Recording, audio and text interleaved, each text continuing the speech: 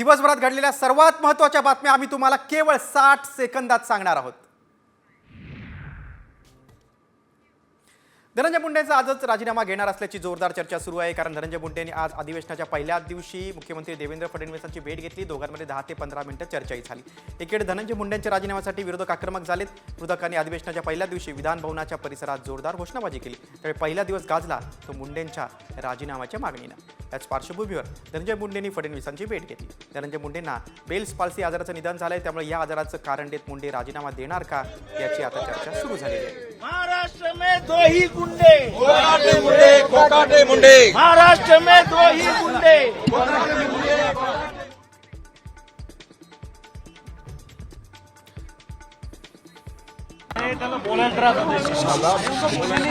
Bells पॅल्सी झालं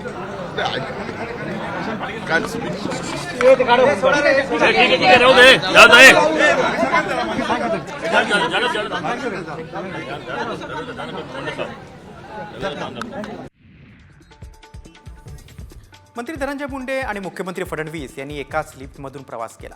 विधान भवनातील लिफ्टमध्ये दोन्ही नेत्यांनी एकत्र प्रवास केल्यानं राजकीय वर्तुळात चर्चेला उधाण आले।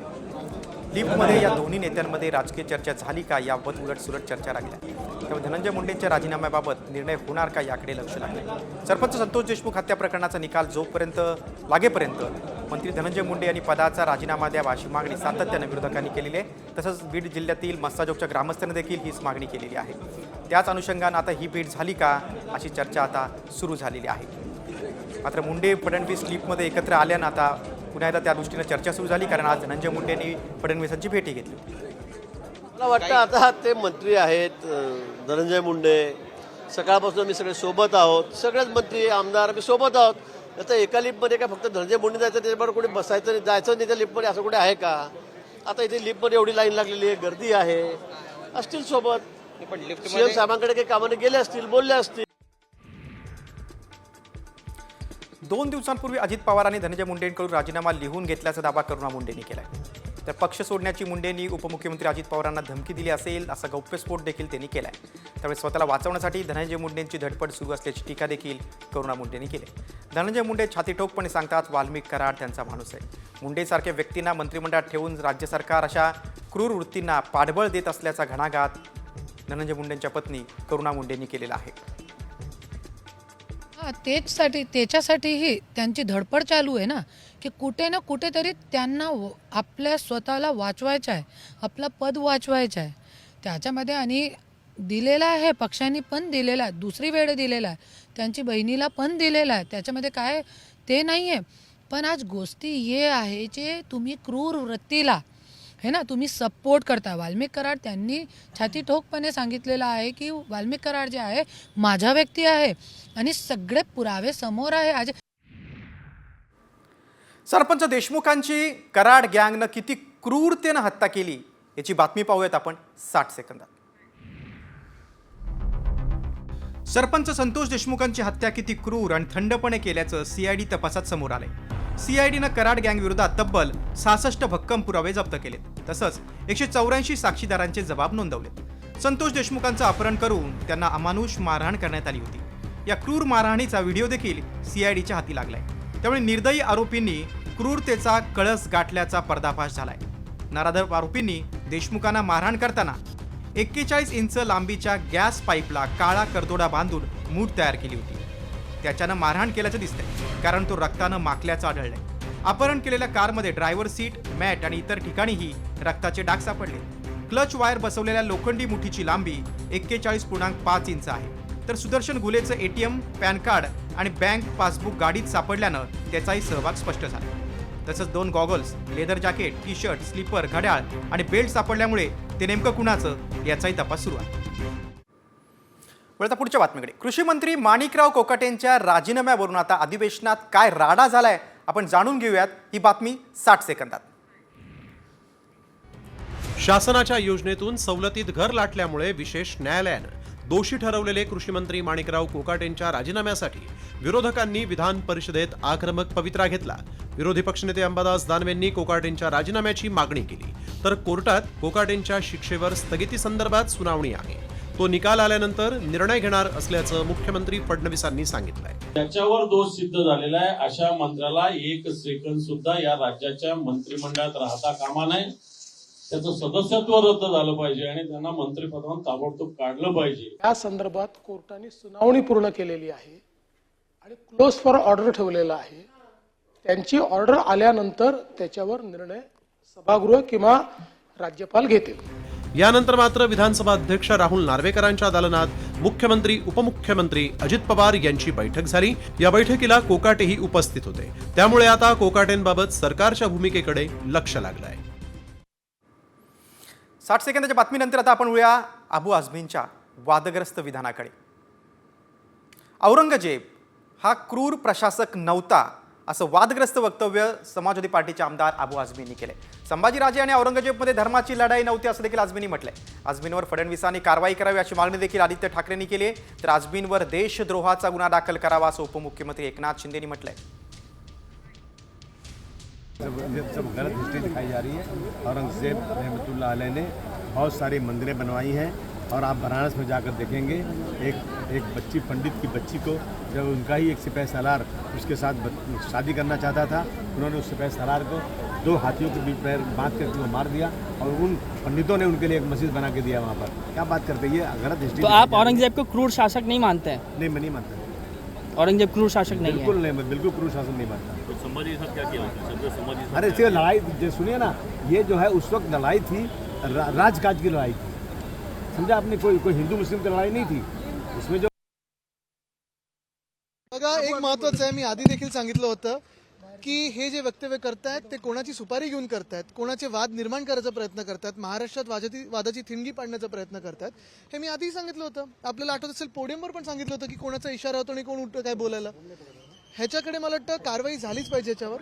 आणि महत्त्वाची गोष्ट हीच आहे की छत्रपती शिवरायांच्या महाराष्ट्रामध्ये असं जे कोणी वक्तव्य करत असेल त्यांच्यावर कारवाई झालीच पाहिजे. मला वाटतं एक महत्त्वाचं आहे, आता इतिहासात न जाता छत्रपती शिवरायांच्या महाराष्ट्रामध्ये कोणी असं वक्तव्य करत असेल तर मुख्यमंत्री काय कारवाई करतात त्याच्यावर लक्ष. धर्मवीर संभाजी महाराजांना हलाल करून ज्याने मारलं औरंगजेबाने त्याचं उदात्तीकरण करणं खरं म्हणजे अतिशय दुर्दैवी आहे. निषेध जेवढा याचा करू तेवढा थोडा आहे. खरं म्हणजे अबू आझमीवर देशद्रोहाचा गुन्हा दाखल करायला पाहिजे.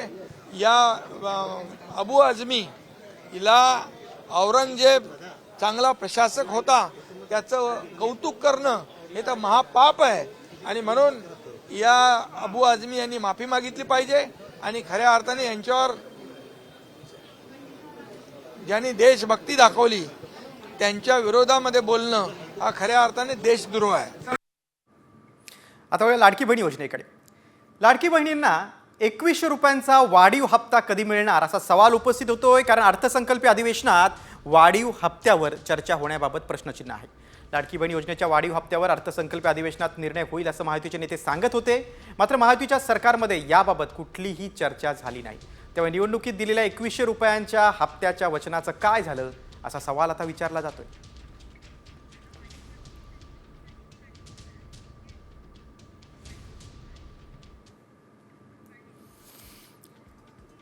राज्यातील लाडक्या बहिणींना फेब्रुवारी महिन्याचा हप्ता महिना दिनाला म्हणजेच 8 मार्चला मिळणार आहे. तर मार्च महिन्याचा हप्ता कधी द्यायचा याचा निर्णय अर्थसंकल्पीय अधिवेशनात घेण्यात येणार असल्याची माहिती महिला आणि बालविकास मंत्री आदिती तटकरे यांनी दिली. 1500 रुपये लाडकीच्या खात्यात जमा होणार आहेत. येत्या 5 ते 6 मार्चपर्यंत योजनेचा लाभ हा वितरित करण्याची प्रक्रिया सुरू होईल. मात्र लाडकीच्या खात्यात फेब्रुवारी महिन्याचा हप्ता न मिळाल्यानं विरोधकांनी सरकारवर जोरदार टीका केली. तर मार्च महिन्याचा हप्ता एप्रिलमध्ये मिळणार का असा प्रश्न लाडकीने विचारला. तसंच राज्यात पात्र लाडक्या बहिणींची योजना बंद होणार नाही, लाडक्या बहिणी योजनेपासून वंचित राहणार नाहीत अशी ग्वाही उपमुख्यमंत्री एकनाथ शिंदे यांनी दिली. फेब्रुवारी महिन्याचा जो हप्ता आहे तो आपण महिला दिनाच्या पूर्वसंध्येला आपण महिलांच्या खात्यामध्ये जमा करणार आहोत. आणि मार्च महिन्याचा जो हप्ता आहे तो अधिवेशनाच्या कालावधीमध्ये आपलं अर्थसंकल्पीय बजेट आहे आणि ते झाल्यानंतर ज्या वेळेला विभागाच्या वतीने उपलब्ध केलं जाईल त्यावेळेला तो हप्ता. पुढच्या राजकीय बातमीकडे. अधिवेशनाच्या पहिल्याच दिवशी भाजप आणि ठाकरे गटात काय घडलं जाणून घेऊयात. ही बातमी 60 सेकंदात.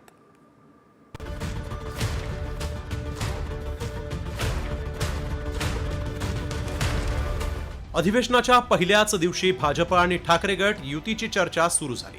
त्याला कारण ठरलंय संसदीय कामकाज मंत्री चंद्रकांत पाटलांनी ठाकरे गटाच्या आमदारांची घेतलेली भेट. विधान परिषदेचे विरोधी पक्षनेते अंबादास दानवेंच्या दालनात ही भेट झाली आणि यावेळेस आदित्य ठाकरे, भास्कर जाधव देखील उपस्थित होते. या भेटीत चंद्रकांत पाटलांनी विरोधकांना चॉकलेटचा बॉक्स दिला. चंद्रकांत दादा पाटील हे आमचे अतिशय सुस्वभावी नेते आहे, सर्वांशी सौजन्याने वागणारे नेते आहे. ते संसदीय कामकाज मंत्री म्हणून काम करतात तेव्हा हा संवाद उत्तम पद्धतीने होत असतो. यापूर्वीही चंद्रकांत पाटलांनी एका लग्नात उद्धव ठाकरेंना भेटल्यानंतर युती होण्याची प्रतीक्षा असल्याचं विधान केलं होतं. त्यानंतर आता पाटलांनी ठाकरे गटाला चॉकलेट दिल्यामुळे भाजप आणि ठाकरे गटात कुछ मिठा हो जाय सुरू होणार का, अशी ही चर्चा सुरू झाली आहे. आता पुढच्या बातमीकडे. महायुती सरकारवर विरोधकांनी तब्बल 11 घोटाळ्यांचे आरोप केलेत. कोणते आहेत हे घोटाळे जाणून घेऊयात. बातमी 60 सेकंदात.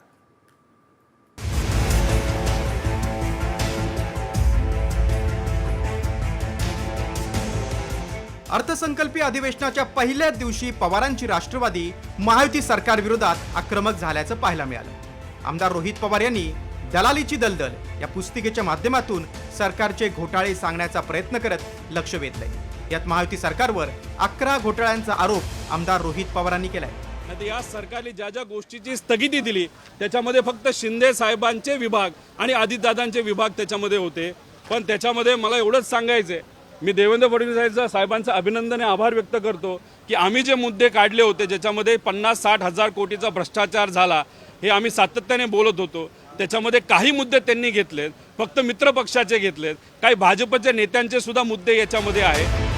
नव्या पुस्तिकेच्या माध्यमातून भ्रष्टाचाराचे पुरावे देत पवारांच्या राष्ट्रवादीनं महायुती सरकारला घेरण्याचा प्रयत्न केलाय. अधिवेशनाच्या पहिल्या दिवशी शरद पवार गटाचे गटनेते जितेंद्र आव्हाडांची विधिमंडळातील एंट्री चांगलीच गाजली. जितेंद्र आव्हाड हातात बेड्या घालून विधिमंडळात दाखल झाले. त्यांच्या या कृतीची राजकीय वर्तुळात जोरदार चर्चा. अभिव्यक्ती स्वातंत्र्य चिरडलं जात असल्याचा आरोप त्यांनी यावेळी केलाय. आम्हाला व्यक्त होता आलंच पाहिजे, मूलभूत अधिकार शाबूत राहिले पाहिजेत म्हणून बेड्या घातल्याचं जितेंद्र आव्हाडांनी म्हटलेलं आहे. अमेरिकेत जाऊन मोठं होण्याचं स्वप्न बघणाऱ्या मराठी माणसासाठी स्वप्न आता उद्ध्वस्त होताना दिसतंय. अमेरिकेविरोधात आवाज उठवायला शिका, अमेरिका आपला बाप नाही, असं जितेंद्र आव्हाड यांनी सरकारला उद्देशून म्हटलंय.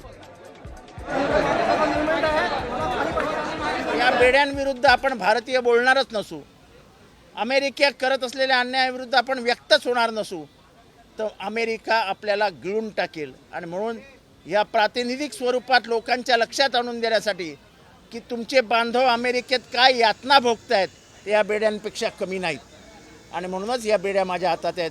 आम्ही तेच म्हणतो ना की व्यक्तच होऊ देत नाही आहेत. विधिमंडळातली घडामोड पाहिली आपण. वळूया पुढच्या बातमीकडे. मुंबई महापालिकेच्या अभियंता भरतीमध्ये मोठा घोटाळा झालाय. काय आहे हा घोटाळा जाणून घेऊयात. बातमी 60 सेकंदात.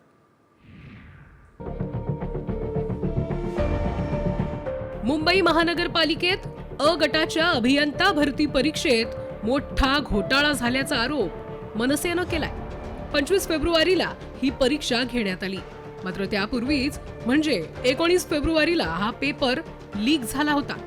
या पेपरची चक्क विक्री करण्यात आली असून कोट्यवधी रुपये महापालिका अधिकाऱ्यांच्या खिशात गेल्याचा आरोप मनसेनं केलाय.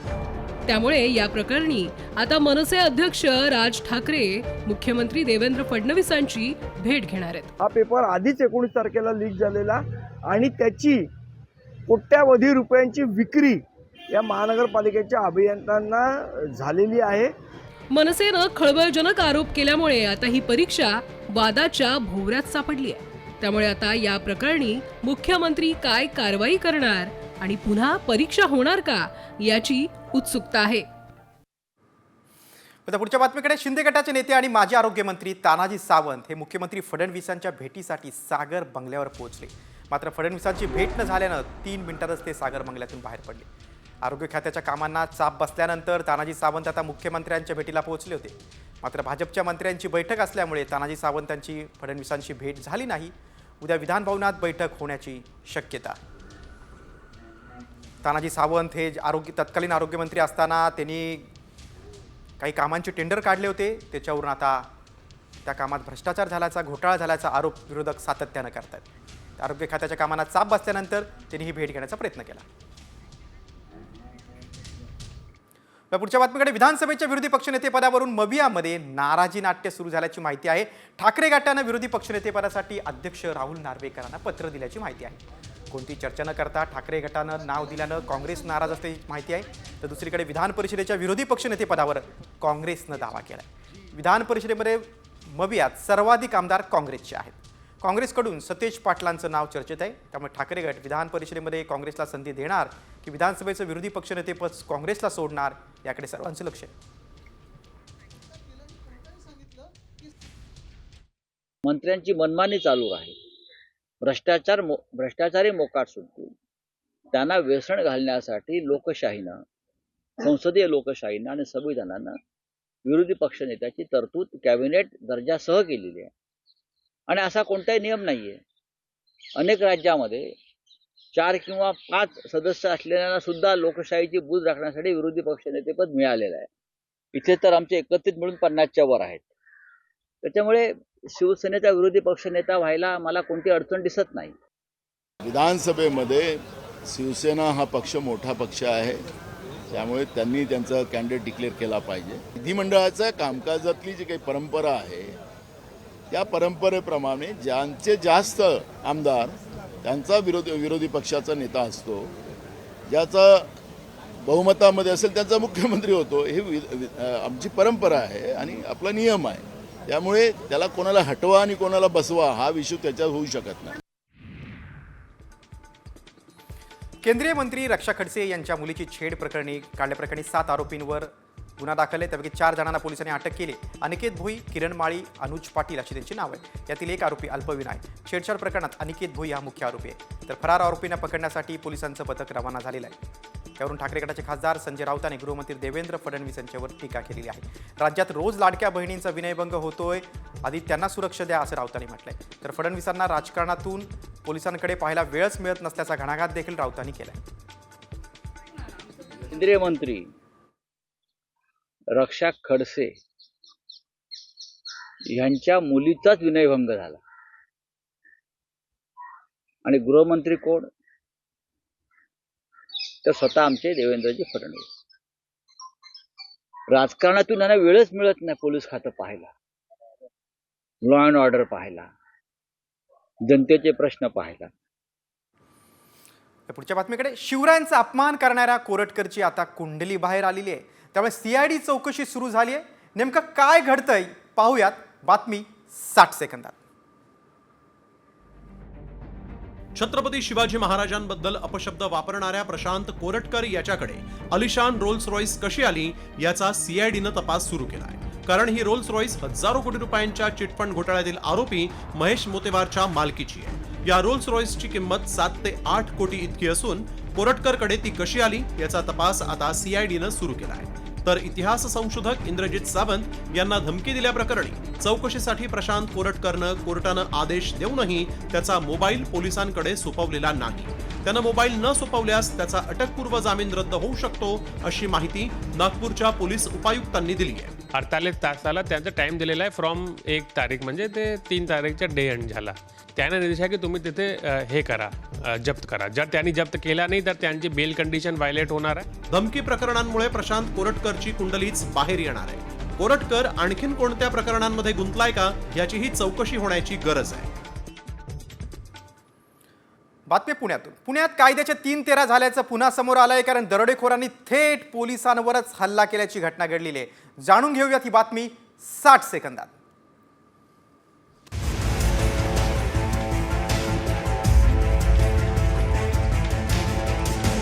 दरोडेखोरांना जेरबंद करायला गेलेल्या पिंपरी चिंचवड पोलिसांवर हल्ला करण्यात आलाय.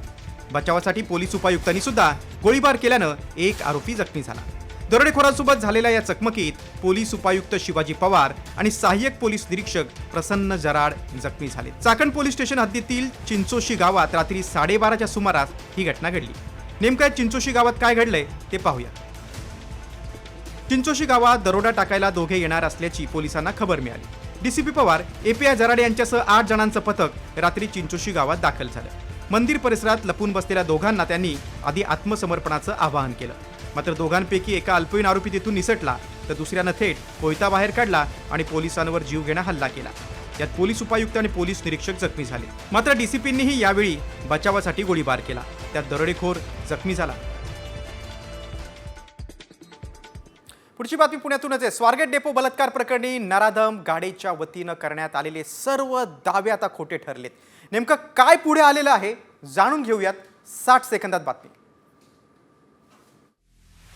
स्वारगेट बस डेपो प्रकरणातल्या बलात्कार पीडितेबाबत आरोपीच्या वकिलांनी केलेले दावे आणि इतर राजकीय नेत्यांनी तोडलेले आकलेचे तारे साफ खोटे ठरल्याचं उघड झाले. आरोपी दत्ता गाडेनं पीडितीला पैसे दिल्याचा दावा वकिलांनी केला होता. मात्र आरोपीच्या खात्यावर 3 महिन्यांपासून 239 रुपये आहेत. त्यामुळे त्याचा हा दावा खोटा ठरलाय. तसंच दत्ता गाडेचा मोबाईलही पोलिसांना सापडलाय. त्यातून नराधमाचं आणि पीडित तरुणीचं कुठल्याही प्रकारचं संभाषण झालं नसल्याचं समोर आले. मात्र या साऱ्या खोट्या दाव्यांमुळे आत्महत्या करावीशी वाटत असल्याचं पीडित तरुणीनं आपल्या वकिलांना सांगितलं. आम्हाला सांगितलं वसंतराव मोरेंना मला की मला आत्महत्या करावं वाटते. इथपर्यंत मला वाईट वाटत आहे. ती सुशिक्षित मुलगी आहे जिने आपल्यावर झालेला अत्याचार सांगण्याचा प्रयत्न केलेला आहे. तिच्या बाजूने उभं राहता अशा असंवेदनशील पद्धतीने जे वक्तव्य करतात त्यांच्यावर मनाई हुकूम मागण्याचा आम्ही प्रयत्न केला आणि कोर्टाने उद्या 11 वाजता सुनावणी ठेवलेली आहे. या सखोल चौकशीमुळे पीडितेला मोठा दिलासा मिळाला असून आता नराधम गाडेला कडक शिक्षा होणं गरजेचं आहे. पुढची बातमी आता रोहित शर्माबाबत. टीम इंडियाचा कॅप्टन रोहित शर्माच्या वजनावरून वाद निर्माण झालाय. नेमकं काय झालंय जाणून घेऊयात बातमी 60 सेकंदात. टीम इंडियाचा कॅप्टन रोहित शर्मा हा जाडजूड कॅप्टन असून त्याचं वजन कमी करण्याची गरज काँग्रेसच्या प्रवक्त्या शमा मोहम्मद यांनी ट्विटमधून व्यक्त केली. एवढंच नव्हे तर रोहित आतापर्यंतचा टीम इंडियाचा सर्वात सुमार कॅप्टन असल्याची टीकाही त्यांनी केली. शमा यांनी सर्वपक्षीय राजकीय नेत्यांचा चांगला समाचार घेतलाय. रोहितचं वजन जास्त असतानाही त्यानं भारतीय संघाला खूप उंचीवर नेल्याचं सांगत ठाकरे गटाच्या खासदार प्रियंका चतुर्वेदींनी शमा यांना टोला लगावलाय. त्यानंतर शमा यांनी सारवासारव केली. मैं किसी को अपमान करने के लिए ट्वीट नहीं किया था.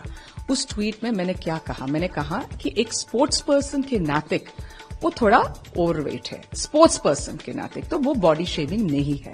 और मैंने कहा कि वो एक अनइम्प्रेसिव कैप्टन है क्योंकि मैंने उसको कंपेयर किया था राहुल द्राविड से, सचिन तेंदुलकर, सौरव गांगुली. रोहितच्या वजनावरून यापूर्वीही टीका करण्यात आली होती. आता चॅम्पियन्स ट्रॉफीच्या निमित्तानं पुन्हा हा मुद्दा पुढे आलाय.